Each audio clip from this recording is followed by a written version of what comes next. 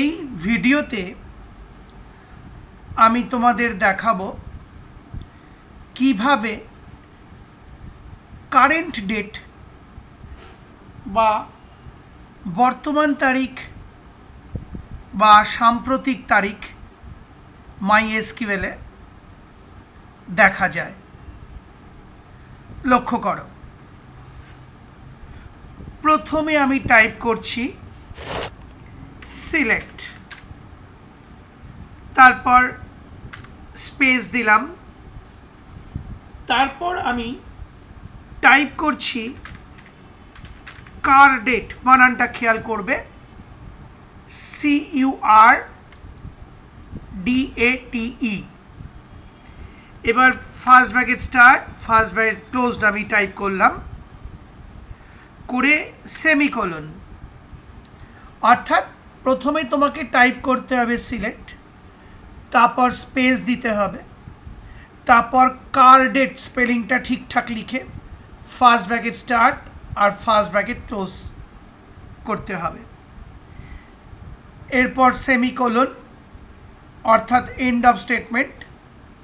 এবার আমি এন্টার কি প্রেস করছি, খেয়াল করো, এই আমি এন্টার কি প্রেস করলাম, সঙ্গে সঙ্গে তোমায় দেখাচ্ছে, দেখো হেডিং দেওয়া হলো কার ডেট, আর তোমাকে দেখাচ্ছে 2025-09-22, অর্থাৎ 2025 সালের সেপ্টেম্বর মাসের 22 তারিখ হলো বর্তমান তারিখ বা সাম্প্রতিক তারিখ। আর এই তারিখটা প্রথমে YYYY অর্থাৎ ইয়ারের 4টে ডিজিট, তারপরে MM অর্থাৎ মাসের 2টো ডিজিট, এবং সবশেষে 22 অর্থাৎ DD দিনের 2টো ডিজিট দেখাচ্ছে। তার মানে কি ফরম্যাটে দেখাচ্ছে লক্ষ্য করো, YYYY MM DD, অর্থাৎ ইয়ারের 4টে ডিজিট, মাসের 2টো ডিজিট আর দিনের বা ডের 2টো ডিজিট।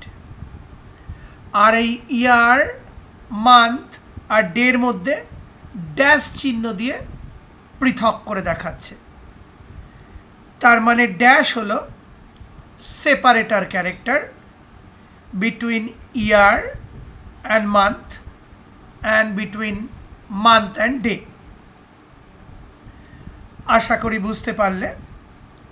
এইভাবে তুমি যেদিনই এই SQL স্টেটমেন্টটা লিখবে বা যে সময়ে এই SQL স্টেটমেন্টটা লিখবে, সেই দিনের তারিখটা তোমাকে শো করে দেবে।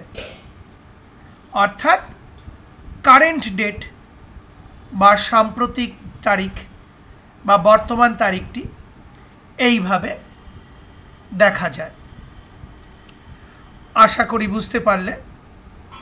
সেই সঙ্গে আমার এই ভিডিওটি অর্থাৎ কিভাবে বর্তমান তারিখ বা কারেন্ট ডেট বা সাম্প্রতিক তারিখ দেখা যায় দেখিয়ে ভিডিওটি শেষ হলো।